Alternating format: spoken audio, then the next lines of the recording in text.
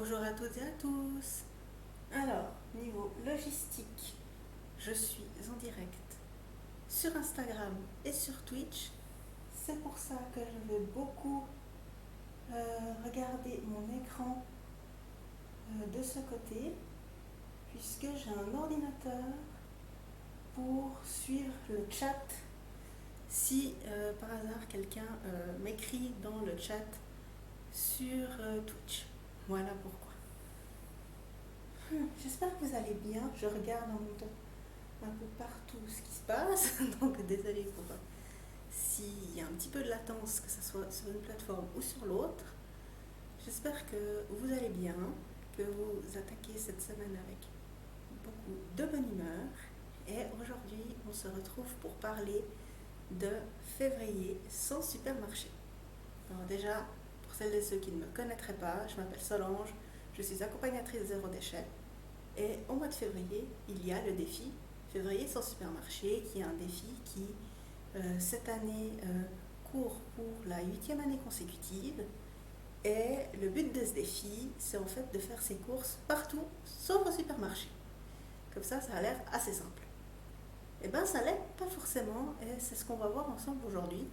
On va du coup, passer un peu en revue les différentes problématiques que vous pouvez rencontrer. Et vous allez du coup, vous êtes plusieurs à m'avoir déjà posé des questions, etc. Et on va du coup voir tout ça ensemble. Vous avez rencontré pas mal de difficultés, notamment pour où est-ce qu'on va trouver tel ou tel produit sans supermarché. Je les ai listés en mémoire, vu que je vous avais posé une boîte à questions sur Instagram. Et on va du coup passer tout ça en revue tous ensemble. Alors, que ce soit sur une plateforme ou sur l'autre, je vous laisse le temps d'arriver. Et puis, ensuite, on va attaquer. Donc, est-ce qu'ici tout se passe bien? J'ai l'impression, donc c'est cool. Que ce soit sur Instagram ou sur Twitch, n'hésitez pas si vous avez des questions à les poser en commentaire. Je vais y répondre à mesure, autant que faire se peut, vu que je vais peut-être pas voir tous vos commentaires sur une plateforme ou sur l'autre. Et dans les deux cas, le live sera disponible en replay sur les deux plateformes. Et si tout se passe bien, et si j'y arrive, peut-être même en replay sur une troisième plateforme. Mais ça, je me prononce pas trop pour le moment. On verra si la technique est de mon côté. Donc, on l'a dit, février sans supermarché, c'est un défi. Quel est le but finalement de ce défi? Le but, c'est de sensibiliser au fait que actuellement les supermarchés, les grandes surfaces, les grandes enseignes ont le monopole sur tout.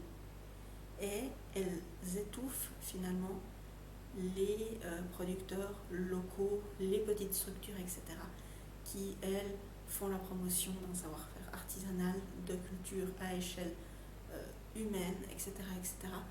Et en fait, en faisant nos courses en supermarché, on n'a pas forcément conscience qu'on participe à un système destructeur, puisque en fait, les supermarchés ont mis en place des systèmes très restrictifs pour les producteurs qui, certes, peuvent vendre leurs marchandises au supermarché, mais en échange, ils n'en vivent pas aussi bien que s'ils étaient indépendants. Mais le problème, c'est qu'en étant indépendants et en pratiquant leur propre prix, ils ne peuvent pas faire concurrence à des géants tels que les méga grandes enseignes qu'on connaît aujourd'hui. Donc c'est très compliqué, et en fait le fait de faire ses courses ailleurs qu'au supermarché, ça valorise en fait tout le travail des producteurs locaux. Ça permet aussi une approche plus écologique et consciente des courses, et une consommation plus raisonnée des denrées alimentaires. Donc, je vois qu'il y a du monde qui arrive, que ce soit sur une plateforme ou sur l'autre. Donc, bonjour à toutes et tous. Pour rappel, je suis en live sur Instagram et sur Twitch.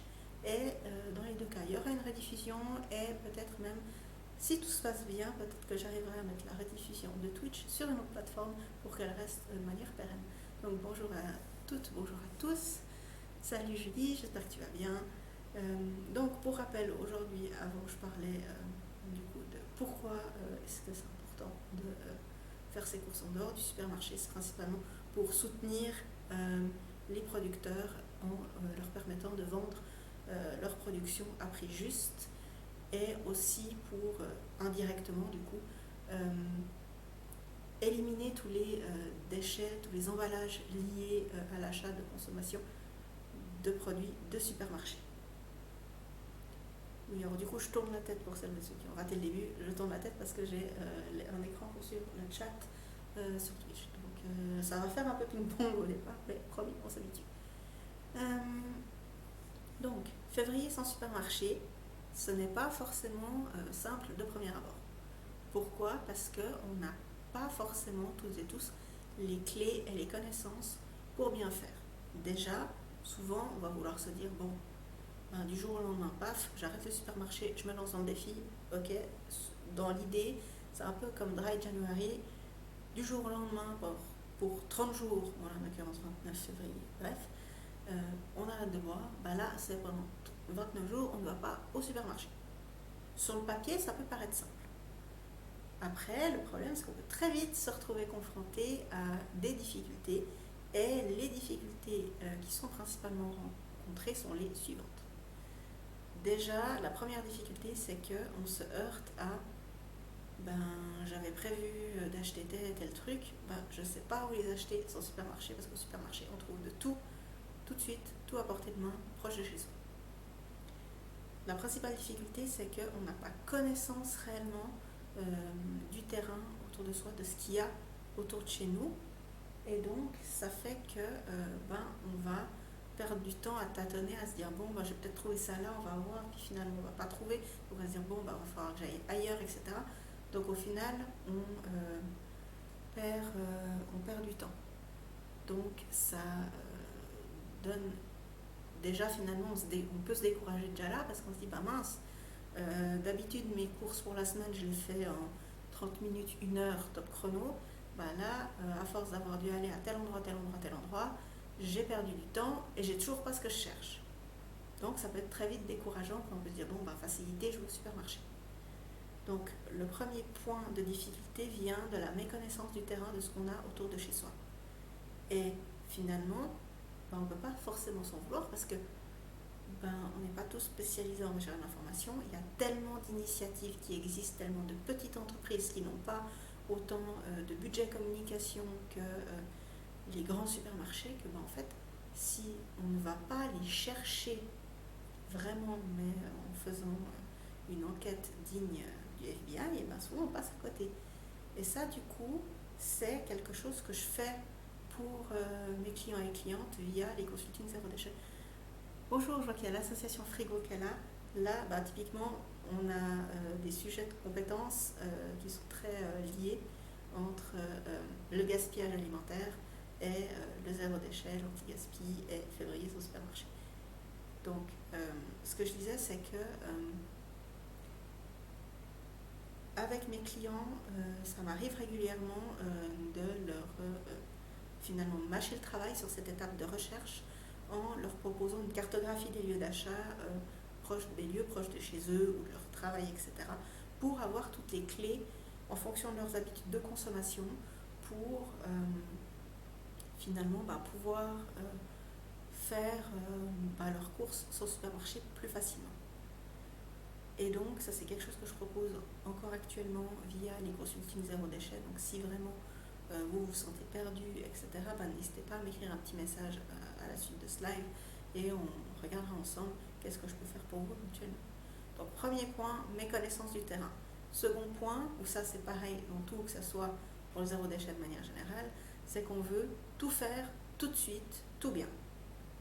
Résultat des courses, on se fout une pression de malade, la charge mentale est décuplée et on peut se fatiguer, parce que c'est comme apprendre à faire du vélo. La première fois que vous êtes monté sur un vélo, vous n'avez pas fait une course de 10 km la première fois. La première fois, vous êtes monté dessus, au principe vous êtes même peut-être déjà tombé avant même d'avoir commencé à avancer de quelques centimètres sur votre vélo. Là, février sans supermarché, c'est un peu pareil. Il faut commencer par ce qui vous paraît facile.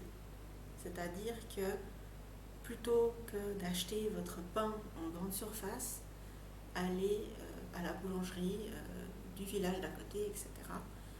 C'est déjà un premier pas. Pareil, vous n'êtes pas obligé de tout acheter tout de suite, mais y aller progressivement, ça va aussi très bien. Le but de ce défi, c'est pas tout noir, tout blanc, c'est simplement de prendre conscience qu'il y a plein de choses qu'on peut trouver sans supermarché et qui peuvent être achetées ailleurs. Et finalement, on peut presque se passer de supermarché, à part peut-être pour 2 ou 3 articles ponctuels que là, vraiment, même après une recherche approfondie, on ne peut pas trouver ailleurs. Donc vraiment, ça ne sert à rien de vouloir tout faire en même temps. C'est comme pour le zéro déchet. À moi, ça m'a pas apporté grand-chose de vouloir tout faire en même temps quand j'ai commencé. Même au contraire, j'ai failli abandonner. Donc vraiment, le conseil que je peux vous donner, c'est d'y aller petit à petit et de commencer vraiment, première semaine, commencer par aller acheter votre pain et puis aller voir au marché les week-ends. D'ailleurs, ce qui revient beaucoup aussi dans les personnes qui me disent oui, mais bon, ça prend du temps et tout. Ça ne prend pas forcément plus de temps. Encore une fois, ça prend du temps parce qu'on ne sait pas où aller chercher, on ne sait pas qu'est-ce qu'il y a proche de chez nous. Donc ça peut être compliqué si on a une méconnaissance du terrain. Quand on sait où est-ce qu'on peut trouver, par exemple, vous savez que vous pouvez trouver des yaourts, du lait en bouteille consignée et de la ricotta à la fromagerie du village d'à côté, ça ne vous prendra pas plus de temps lorsque vous rentrez d'un déplacement de vous arrêter sur le chemin et de faire un détour de 5 minutes sur votre horaire pour acheter vos produits manquants à cet endroit-là. En fait, le problème, c'est que quand on fait ses courses au supermarché, comme je le disais avant, si on fait ses courses pour la semaine, on va tout trouver au même endroit et on va pouvoir stocker pour la semaine. En faisant ces courses sans supermarché, on va avoir tendance à faire les choses, de manière plus éparpillée dans le temps. Mais ça ne veut pas dire forcément que ça va nous prendre plus de temps. L'exemple qui me vient en tête, c'est par exemple, moi je vais chercher toutes les semaines mon lait à la fromagerie en bouteille consignée en verre. Ça fait qu'au niveau du lait, je ne génère aucun déchet. Et quand j'y vais, je profite de prendre ma boîte en verre pour aller chercher mon fromage pour la semaine et je génère aucun déchet. On pourrait se dire, oui, mais du coup, ça veut dire que le jeudi spécifiquement, je dois aller à tel endroit. Ça pourrait être un peu nul si je dois y aller exprès. Mais il se trouve que les jeudis, j'ai un rendez-vous dans une autre ville et pour rentrer chez moi, je dois faire un stop par la ville où se trouve la fromagerie. Et il se trouve que pour rentrer à la maison, je dois prendre un transport public dans cette ville-là pour faire le reste du trajet et que au niveau des correspondances entre mon train et ce bus, il y a 15 minutes de battement.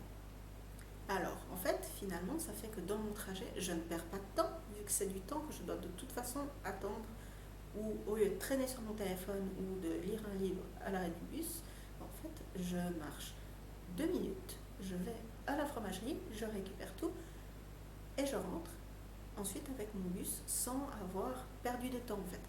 Faut penser occasion et pas juste penser je fais mes courses pour la semaine une fois. Là, faut peut-être vous dire ok, je pourrais aller le samedi matin au marché, mais typiquement j'ai des contraintes horaires pour tel et tel produit parce que l'épicerie en question ou la fromagerie se fait livrer tel jour, etc. C'est pas forcément un frein. C'est au contraire une opportunité de se dire comment est-ce que je pourrais essayer d'optimiser le temps, d'optimiser les trajets. Et en fait, quand on fait ça, on se rend compte que finalement, on ne perd pas du temps, ou en tout cas, pas autant que ce qu'on aurait pensé. Ensuite, l'autre point qui revient beaucoup, c'est la crainte de ne pas trouver certains articles. Ce qui revient beaucoup, qui est, je pense, un traumatisme lié au semi-confinement, etc., c'est tout ce qui est papier toilette. Ça, c'est l'élément, par excellence, qu'on achète au supermarché. Et je sais pas vous, mais moi j'avais toujours le don à l'époque, comme j'allais au supermarché, c'est de me retrouver avec l'emballage plastique des rouleaux de papier toilette qui en chemin se déchirent, etc. c'est jamais super hygiénique parce que c'est toujours à moitié ouvert, etc. Malgré le fait qu'on choisisse un qui d'apparence est parfaitement scellé, etc. Il y avait toujours des problèmes, c'était toujours la galère. Et puis surtout, c'était jamais pratique de se transporter ça en bus. Donc, il existe des alternatives pour acheter son papier toilette hors supermarché. Par exemple, vous en trouvez tout simplement en épicerie vrac. Ou alors, même encore plus simple, vous pouvez en trouver en commandant en quelques clics auprès d'une entreprise suisse qui s'appelle RPQ et qui vous livre sous forme d'abonnement. Et en plus, donc, ça arrive en carton recyclé. Vous avez du papier toilette recyclé, donc du coup, aucun emballage plastique. Le carton, petite parenthèse, a un format idéal pour déménager. Ils étaient très pratiques. Ensuite, en plus de ça, l'entreprise participe à la reforestation en Amazonie via une association pour, en fait, en utilisant du papier recyclé, ils ne participent pas à l'abattage d'arbres spécifiquement pour ça. Et à côté, pour être toujours dans le côté super vertueux de la chose, ils en replantent. Donc c'est vraiment une super initiative. Et puis au niveau du prix du rouleau, on revient, c'est pas forcément plus cher en termes de qualité, quantité et qualité-prix que certaines marques. Et alors je vois qu'il se passe quelque chose dans le chat, je vais m'interrompre pour regarder. Alors, c'est top tes astuces, merci. Oui, belle initiative, franchement, je redis le nom de la marque, c'est RPQ et ils sont sur Insta si jamais. Et puis, top pour tes astuces, je vais bosser, mais il faut qu'on se contacte quand j'ai un moment. Alors, effectivement, on peut se contacter, il y aura, que ça soit par Insta ou par mail, dans le coin, il y a moyen de trouver mes coordonnées. Donc voilà, le premier point qui pose problème au niveau des articles qu'on peine à trouver, c'est le PQ. C'est la grande peur de tout le monde. Là, avec ça, vous êtes sûr que vous allez en trouver. Ensuite, ce qui est beaucoup revenu, c'est le chocolat. Alors, la réponse la plus simple, c'est chocolaterie, confiseur, marque artisanale, etc. Il y en a plusieurs en Suisse romande, vous pouvez vraiment trouver de tout.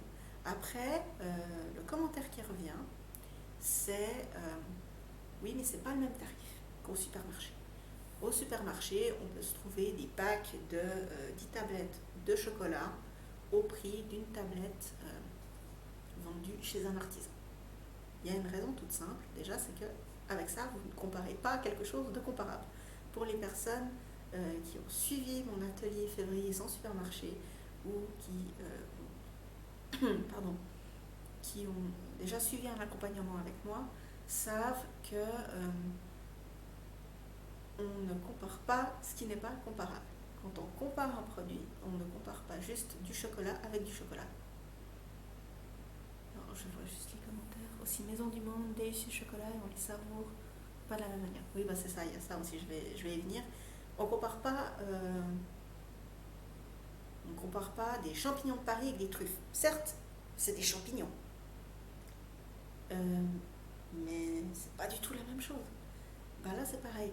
Comparer du chocolat premier prix avec un chocolat grand cru de chocolatier, certes, à la base, ça vient du cacaoyer, mais il n'y a pas du tout la même qualité, les mêmes temps de travail sur la matière première, etc. Et du coup, ça fait que on ne peut pas comparer du premier prix avec du premier choix. C'est important de toujours comparer ce qui est comparable en termes de qualité, en termes de gamme, si c'est bio ou pas. Aussi, il faut savoir que les prix peuvent varier du simple au double d'un jour à l'autre, d'une enseigne à l'autre. Donc c'est important aussi d'avoir l'œil sur ce qu'on compare.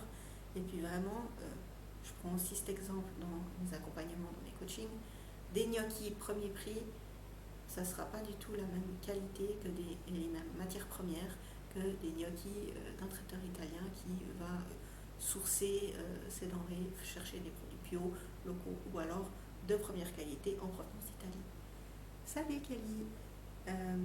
Du coup, vraiment, on prend soin de comparer ce qui est comparable. Par exemple, dans les tablettes de supermarché, vous n'avez pas toute la traçabilité du chocolat que vous pourriez avoir auprès d'un chocolatier, d'un artisan, d'un confiseur. Alors, j'ai des questions, je reviens au sujet précédent par rapport au papier toilette. Est-ce qu'il faut de la place? Alors en fait, le carton, ils arrivent par, je crois, 48 rouleaux, mais finalement, ça va assez vite. Alors en fait, Kelly, c'est une commande qui arrive à peu près toutes les 17 ou 15 semaines. Tu peux choisir, toi, la durée, tu peux modifier la durée dans ton abonnement. Si par exemple, tu vois que ton stock réduit très très vite, ou alors au contraire que tu en as suffisamment, tu peux sauter une commande, etc. pour gérer au mieux la quantité. Et si tout d'un coup tu t'aperçois que tu n'en as plus, tu peux vite faire une commande en express pour le recevoir dans les X jours ouvrables. Donc je crois de mémoire que ça arrive par carton de 48 rouleaux. Donc ouais, le carton. Bon là tu vois pas avec mes mains, mais c'est un bon carton, mais c'est pas non plus format palette, quoi. Donc ça fait que c'est assez facile à stocker sans que ça prenne de la place. Et puis vraiment que la gestion de l'abonnement, tu peux ensuite gérer toi en fonction des quantités de ton foyer, etc. et de l'usage que vous en avez. Alors, le prix, je ne l'ai pas en tête. C'est pas forcément plus cher que du conventionnel. Après, il y a aussi toute la. Il ne faut pas oublier, c'est une entreprise suisse. Produire en Suisse coûte cher, etc. La matière première est locale au niveau européen. Et il y a comment dire, tout le côté soutien et reforestation derrière qui a un coût aussi. Et au niveau de la qualité aussi, ça correspond en gamme, en équivalence au tout ce qui est papier recyclé, mais sans effet papier de verre aussi. Ça, c'est une question qui revient souvent. Donc voilà. S'il n'y a pas d'autres questions, je referme le chapitre papier toilette et je reprends celui du chocolat. Je n'ai juste le temps d'écrire si éventuellement il y a d'autres questions. Mais pour en revenir au chocolat, oui, du coup c'est bien par la planète. Et puis pour le chocolat aussi, la question qui revient beaucoup au niveau de la qualité, etc., ça a un certain coût, ça a un prix, c'est des matières qui viennent de loin. Il y a tout le côté transport, etc. Il y a le côté aussi traçabilité, suivi, que auprès d'un chocolatier, vous allez pouvoir poser vos questions, alors que aller demander à quelqu'un au supermarché de vous dire, d'aller vous dire exactement, poser toutes vos questions à quelqu'un dans les rayons, il va vous regarder avec des yeux grands comme des billes. Donc, avec un confiseur, un chocolatier, vous payez la qualité, vous payez le savoir-faire aussi. Parce qu'il faut savoir que le chocolat que vous avez en tablette au supermarché, si c'était réellement de la qualité, les prix s'aligneraient. Donc c'est vraiment un point à prendre en compte. Et aussi, on ne déguste pas de la même manière un chocolat de supermarché qu'un chocolat de confiseur ou de chocolatier. C'est aussi un point à prendre en compte. Donc, plutôt que de se ruer sur la plaque de chocolat et la manger en quelques minutes, plutôt prendre le temps de savourer et de revoir un petit peu sa consommation de chocolat, non pas en termes quantitatifs, mais plus en termes qualitatifs. Alors, quel confiseur chocolatier je recommande? Le truc, c'est qu'il y en a plein, il y en a pour tous les goûts. Il y a des chocolateries, du côté de Lausanne, il y en a plein. Il y a Boutarlier, il y a Vutriche aussi de mémoire. Enfin, il y en a énormément. Il y a aussi des tout petits. Il y en a qui travaillent vraiment avec des produits bio, etc. Faut rechercher. Mais il y en a énormément dans ma région. Il y en a plusieurs du côté d'Eviona. Il y en a. Je ne veux pas écorcher leur nom, mais il y a une chocolaterie, pâtisserie à Eviona. Du côté de Crissier, il y a Chalet Chocolat qui fait des très bons produits. Il y a du Rig aussi, vraiment. Oui, voilà, il y a aussi des toutes petites chocolateries en Valais. Il y en a qui ont des shops en ligne. Il y a vraiment, faut un petit peu faire preuve de curiosité, trouver un peu ce qui vous plaît, ce qui vous fait envie. Et puis, il y a forcément un chocolatier, un confiseur dans le coin qui correspondra à vos besoins. Ensuite, au niveau des autres produits qui posent problème, il y a par exemple tout ce qui est produits sans gluten, lactose, etc. Où ça peut être compliqué pour trouver son supermarché. Il faut savoir que les supermarchés n'ont pas le monopole de ces produits, qu'il y a aussi des boutiques spécialisées. Vu que ce sont des problèmes qui reviennent de plus en plus et qui touchent de plus en plus de gens, il y a des initiatives locales qui se mettent en place. Je ne les connais pas toutes, mais il y a par exemple des biscuits sans gluten sur la côte, etc. Il y a des pâtes, aussi un magasin de pâtes sans gluten à Montet, sauf erreur de ma part, j'ai un doute si c'est Montet ou Martigny maintenant. Je crois que c'est Montet. Et je vois dans le chat sur Twitch qu'il y a aussi un point que je n'ai pas soulevé par rapport au chocolat. Il y a la main-d'œuvre. Il y a eu, pas plus tard qu'il y a quelques jours, semaines, il y a eu un article dans le journal par rapport à la marque suisse Lindt et des rapports qui mettent en lumière par exemple, des mauvaises conditions de travail, etc. Et donc, acheter en supermarché, c'est aussi prendre le risque que les conditions de travail et de rémunération des personnes ne soient pas garanties, alors que les confiseries, etc., travaillent avec des petites exploitations où la traçabilité, la garantie et la main-d'œuvre sont garanties et plus encadrées. Donc, point aussi important à prendre en compte. Pour les produits sans gluten, sans lactose, etc., on en trouve dans des épiceries indépendantes bio. On en trouve aussi des produits en épicerie vrac, de plus en plus. Le problème des produits sans gluten, sans lactose, c'est que pour limiter les risques de contamination, il y a de fortes chances qu'ils soient emballés. Mais pourtant, ça ne veut pas dire que vous n'allez pas en trouver ailleurs qu'au supermarché. Dans les épiceries diététiques ou bio, vous allez en trouver. Dans les épiceries vrac, certaines épiceries vrac ont élargi leur gamme pour proposer non seulement du local, mais aussi parfois des aliments pour personnes allergiques. Donc, malgré le fait qu'on soit en épicerie vrac, il y aura certainement des articles qui seront aussi emballés pour des raisons de sécurité alimentaire et de traçabilité. Mais vous allez trouver aussi, par exemple, tout ce qui est farine de sarrasin ou autres, riz, etc. Vous allez les trouver en vrac. Et à partir du moment que les épiceries vrac ont un cahier des charges très important au niveau du nettoyage, de la traçabilité, etc. Donc, vous avez relativement peu de risques pour les personnes cœliaques ou intolérantes d'avoir des problèmes à ce niveau-là. Ensuite, par rapport aux produits, on va aussi parler des problématiques des produits véganes ou végétariens qui sont de toute façon emballés. On en trouve aussi sans aller au supermarché dans des épiceries de quartier, etc.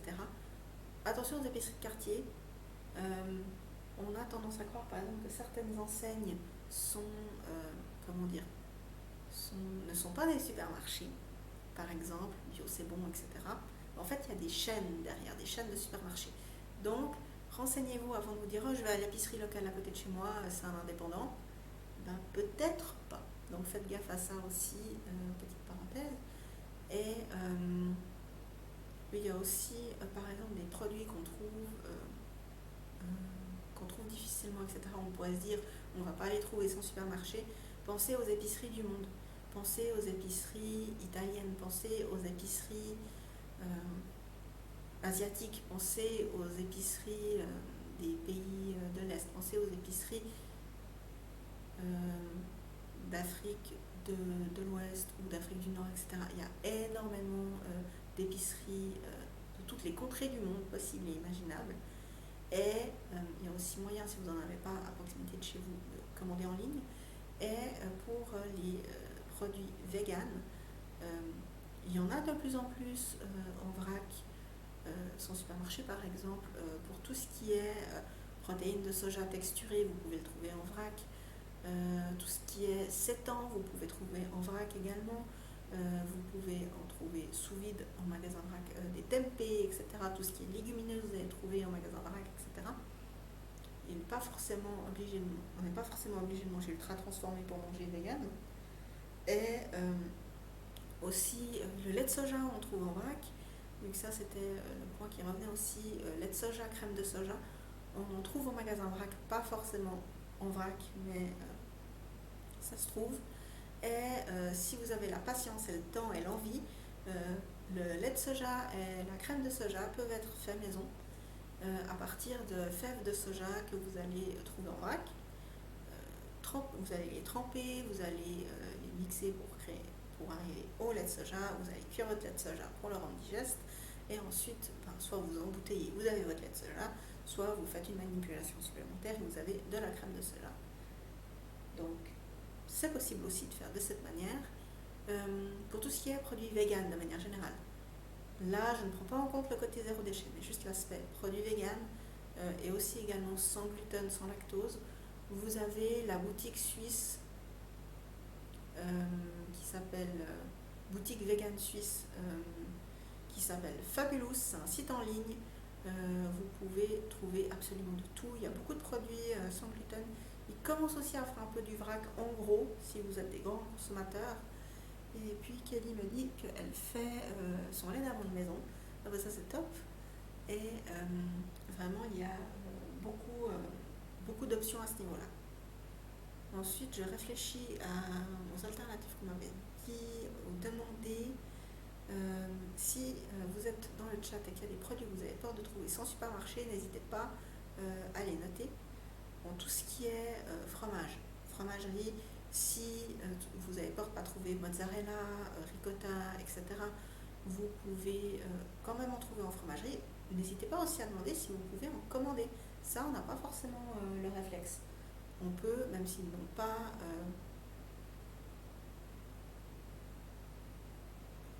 si on peut pas, je lisais le chat en même temps. Oui, ben voilà, faire soi-même, souvent ça revient moins cher. Et puis surtout, on sait ce qu'on met dedans. Ben ça, c'est un autre problème encore qu'on pourra aborder après. Oui, si vous avez peur de ne pas trouver, par exemple, mozzarella, ricotta, etc., n'hésitez pas à demander s'il y a possibilité de les commander. Parce que souvent, ce sont des produits qu'ils n'ont pas tout le temps en stock, soit parce que il n'y a pas forcément beaucoup de demandes, etc. Donc, pour éviter le gâchis, il y a possibilité souvent de surcommande d'en obtenir. Et aussi en Suisse, vous avez une entreprise qui s'appelle Mozzafiato, qui est distribuée dans plusieurs enseignes. Donc, vous pouvez aller voir sur leur site, ils ont recensé tous les endroits où ils sont distribués. Vous pouvez aller regarder s'il y a une enseigne proche de chez vous qui vend leurs produits. Et ils ont aussi, je crois, un shop en ligne. Pareil aussi pour tout ce qui est produits vegan de type fromagerie vegan. Vous avez la crèmerie vegan à Genève qui a un site en ligne et qui expédie les produits.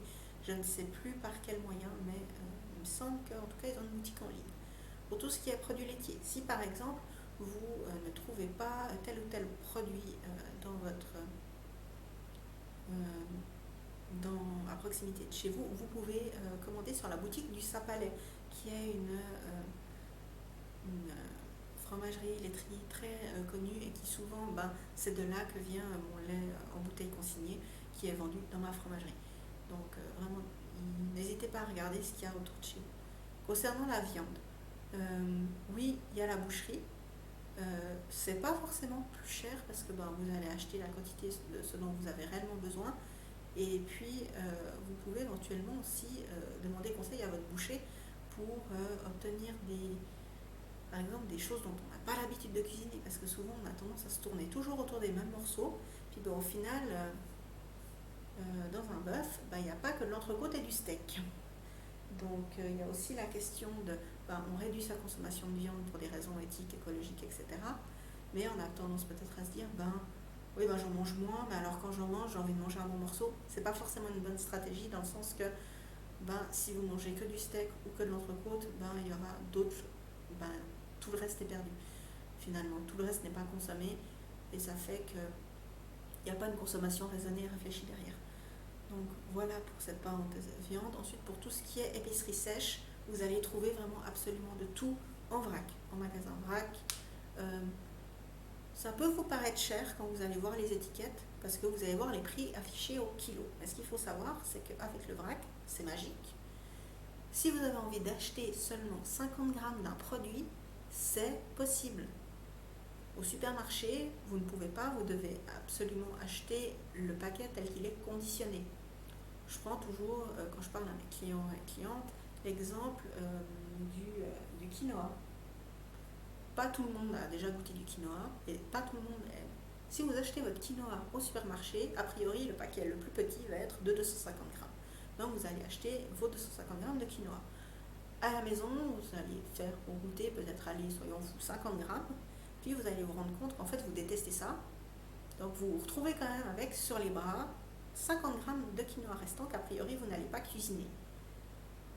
Au pire, vous allez le jeter, au mieux vous allez le donner plus loin, ou alors vous allez l'oublier dans un coin de votre armoire, et puis puisque vous avez un paquet entamé, dans le pire des cas, vous allez avoir une infestation de mites, parce que les paquets entamés, etc., ça fait pas bon ménage. Alors que au vrac, vous pouvez arriver avec votre contenant, ou même si vous n'en avez pas, il y a des contenants sur place ou des sachets, vous pesez votre contenant, vous prenez vos 50 grammes de quinoa, vous payez seulement vos 50 grammes de quinoa, et ensuite vous rentrez chez vous, vous testez, vous aimez, vous allez en racheter un peu plus la prochaine fois, vous détestez, basta, vous avez testé, vous n'avez pas de reste, et c'est très bien comme ça, et vous n'avez pas de l'argent qui dort dans vos placards. Donc c'est aussi un avantage, le vrac, c'est que c'est pas parce que le prix est affiché qu'on vous met devant le fait accompli qu'il va falloir acheter à tout prix un kilo de tel et tel. Non, vous faites ce que vous voulez. Donc au final, si on fait la balance, et c'est ça toujours qui est important, c'est quand on fait la balance, on se rend compte que ça ne coûte pas plus cher parce qu'on consomme ce dont on a réellement besoin. Et c'est ça aussi un changement d'habitude qui revient avec Février sans supermarché. Au supermarché, on est toujours appelé à surconsommer, que ce soit avec les actions, que ce soit avec les promos, que ce soit avec les têtes de gondole, les emballages multiples, etc.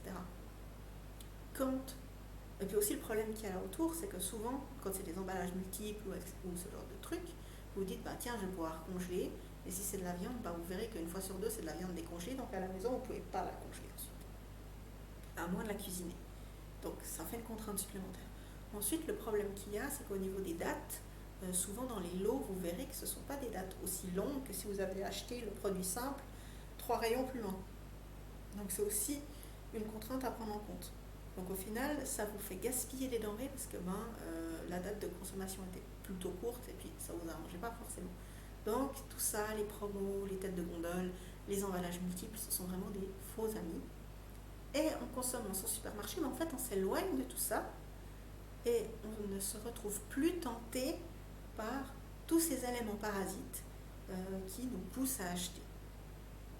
Et ça, on le voit, les supermarchés, l'emplacement des rayons n'a pas été fait au hasard. Tout est étudié, il y a un marketing derrière. La musique, la lumière, les éclairages. Pourquoi les fruits et légumes sont placés au début, c'est pour vous montrer qu'ils sont tout beaux, tout magnifiques, etc. Pourquoi est-ce qu'il y a de plus en plus de boulangeries à l'interne des supermarchés, c'est pour que la bonne odeur du pain vous donne envie d'acheter du pain, etc. Pourquoi est-ce que pour arriver dans le rayon que vous convoitez, vous êtes obligé de faire tout un circuit? C'est pour vous pousser à l'achat. Tout ça, en achetant en direct du producteur, en achetant dans des petits commerces, vous avez plus ou beaucoup moins. Donc c'est aussi beaucoup moins de tentation, c'est aussi acheter plus en conscience et tout ça, ça participe aussi à la diminution des budgets courses. Parce qu'on est moins tenté d'acheter tous ces trucs qui nous crient de les acheter parce qu'ils sont là et puis que c'est un point aussi qu'on a tendance à oublier. Parce que quand on fait ses courses en direct du producteur, on va vraiment avoir, par exemple pour les fruits et légumes, on va avoir vraiment que des produits de saison locaux, à moins que votre producteur importe d'autres produits. Mais ça, voilà.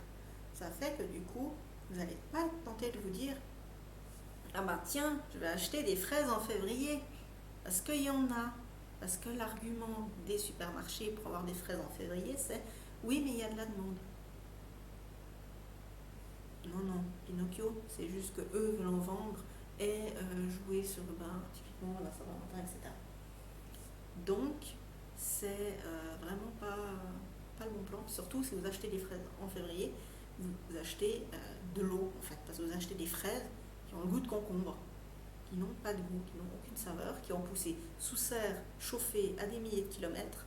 Donc, non seulement vous achetez un produit de mauvaise qualité, mais en plus ça a un gros impact environnemental.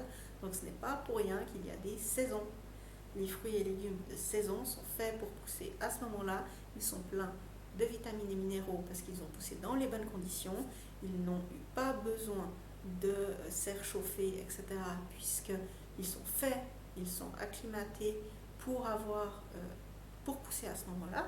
Et surtout, puisqu'ils sont acclimatés, qu'ils sont robustes, il y a moins besoin d'avoir recours aux produits phytosanitaires pour les faire pousser. Donc ce sont des produits qui sont naturellement de meilleure qualité, qui n'ont pas été arrosés aux produits chimiques et qui donc, après, ça quand même prendre des pincettes entre le conventionnel et le bio, même si c'est des produits de saison, dans le conventionnel, vous risquez d'avoir des pesticides.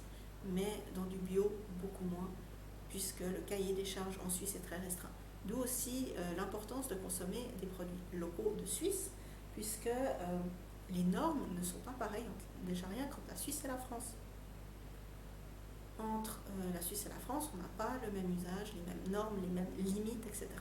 Donc s'il y a déjà rien que des différences au niveau européen, imaginez si vous faites venir des fraises du Maroc ou des aliments d'ailleurs. Vraiment, en Suisse, on a la chance d'avoir des normes plutôt strictes.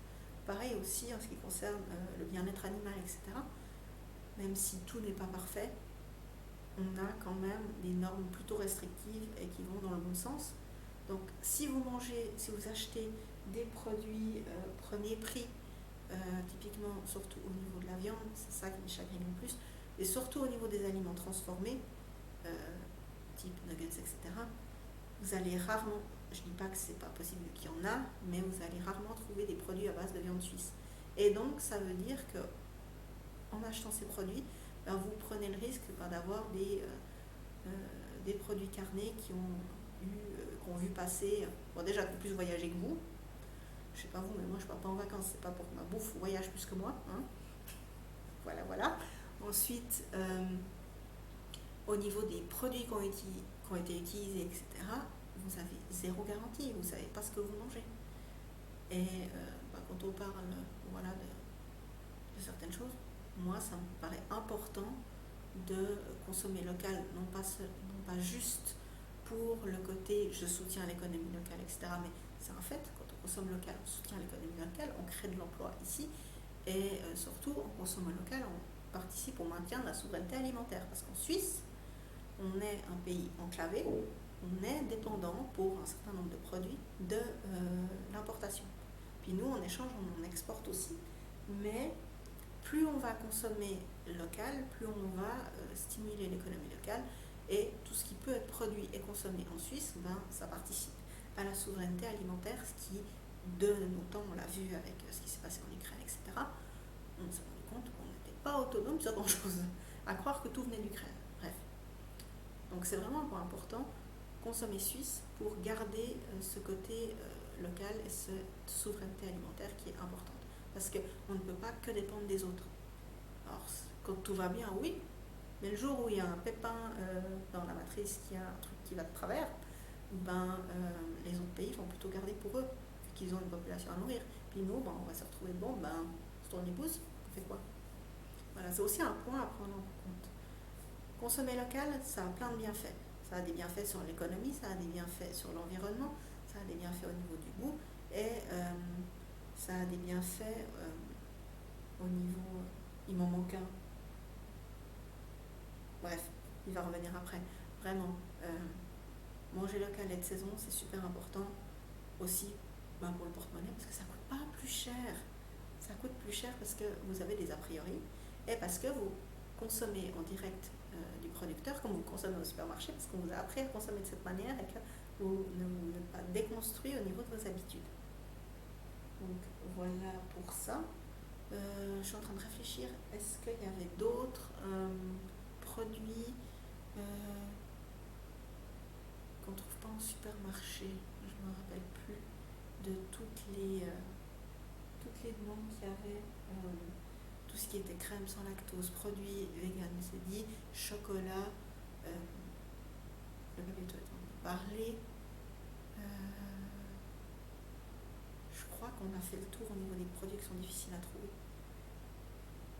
Donc si on résume, consommer local et de saison, c'est que du bonheur, ça coûte pas plus cher, il faut juste changer ses habitudes pour le constater. C'est pas facile de changer ses habitudes, c'est pour ça que moi, je suis là pour vous aider. Si vous ressentez le besoin, vous pouvez réserver un appel découverte gratuit et puis on discute ensemble de ce que je peux faire pour vous. Alors, il y a un produit qu'on me demande. Alors, le thé, on trouve en vrac. Du thé qui est réellement en vrac. Parce que moi, il n'y a rien de pire que de voir partout des appellations de thé dit en vrac qui sont emballés. Parce que ce n'est pas la définition du vrac. Vrac, ça veut dire que vous pouvez prendre la quantité que vous voulez dans votre propre contenant. À partir du moment que vous avez du thé en vrac pré-emballé dans des sachets de tant de grammes, ce sont des recharges versus l'emballage d'origine. Ce n'est pas du vrac. Au niveau des thés, vous pouvez vraiment en trouver en vrac. Il y a énormément de choix en épicerie vrac. Vous avez aussi, du côté de Lausanne, vous avez une boutique qui s'appelle Saveurs Pimentées, où ils ont, si je ne sais pas de bêtises, ils ont du thé, ils ont du café, et ils ont aussi également des épices. Niveau épices, vous avez aussi l'entreprise Mille et une saveurs, qui avait jusqu'à peu de temps une épicerie en ville de Fribourg, mais qui maintenant est seulement en ligne. Karim est super sympa, il a des chouettes produits, donc vraiment n'hésitez pas à aller faire un tour sur sa boutique Mille et une saveurs. Pour tout ce qui est épices, vous allez trouver. Pour le thé, sinon vous avez aussi des entreprises locales qui ont des chouettes thés. Il y en a un peu partout, il y en a dans le Gros de Vaud, il y en a dans la région d'Yverdon, il y en a aussi en Valais, pas loin de chez moi. Vraiment, faut chercher, parce qu'il y a tellement... oui, il y a tout thé aussi, que j'oubliais. Vraiment, il y a de tout. Ensuite, on n'y pense pas, mais si vous avez des animaux, vous pouvez, plutôt que d'acheter les croquettes en supermarché, vous pouvez passer via votre vétérinaire tout simplement, ou alors via des sites plutôt de type grossiste, souvent sur lesquels s'approvisionnent les vétérinaires. C'est le site en Suisse, on a ipet.ch. Sinon, vous avez aussi des entreprises comme Anifit qui font des produits pour chats et chiens, une entreprise indépendante. Vous avez, pour tout ce qui est accessoires, vous avez Cateo, qui est une boutique en ligne de produits pour chats. Vous avez aussi, je réfléchis, pour tout ce qui est... si par exemple votre chien ou votre chat mange du barf, vous pouvez passer par votre boucher. Vraiment, il y a plein de possibilités qui existent et puis il faut simplement un petit peu s'y intéresser et puis voir un peu ce qu'il y a proche de chez vous. Si au cours de ce live, que vous le regardiez maintenant ou que vous le regardiez en replay, vous avez des questions, n'hésitez pas à me les poser, que ce soit directement sur Instagram ou sur Twitch ou par email ou vraiment il y a tous les moyens possibles de me contacter à peu près partout ou via mon site internet aussi. Si vous avez des questions plus d'ordre pratico-pratique par rapport à votre situation, n'hésitez pas aussi à venir vers moi. On peut se faire un appel découverte pour voir si je peux éventuellement faire quelque chose pour vous. Sinon, si vous êtes décidé à vouloir changer vos habitudes, vous pouvez directement réserver votre consulting zéro déchet directement sur mon site. Et sinon, je vous souhaite un bon défi février sans supermarché. On en reparle régulièrement sur Instagram. Donc n'hésitez pas, si vous me regardez depuis ailleurs, à vous abonner. Et on reparlera tout bientôt d'un sujet qui me tient à cœur et qui pousse à la réflexion. Vous verrez tout ça d'ici quelques temps. Donc voilà, je ne sais pas s'il y a encore des questions, que ce soit sur Twitch ou sur Instagram. Donc n'hésitez pas. Et puis si ce n'est pas le cas, je vous souhaite une très bonne suite de journée et un bon défi de février sans supermarché. J'espère que tout ce que j'ai dit, ça vous aura donné envie de tester. Pas forcément tout changer vos habitudes. Pour moi, c'est la 6e année que je participe. Ça fait 8 ans que le défi existe. Et en fait, il faut savoir que c'est devenu tellement une habitude que maintenant, pour moi, février sans supermarché, c'est toute l'année. Je vais au marché, je vais à l'épicerie vrac, je vais à la fromagerie, je vais à la boucherie, je vais à la boulangerie. Je vais directement direct du producteur, je vais marcher à la ferme. J'achète aussi beaucoup de seconde main pour éviter d'aller en magasin classique. Qu'est-ce que je pourrais dire encore? Je vais en friperie pour les vêtements. Vraiment, il y a vraiment moyen de nos jours de faire beaucoup de choses sans aller au supermarché.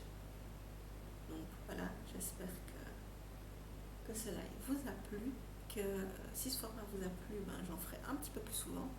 Et puis je vous dis à bientôt.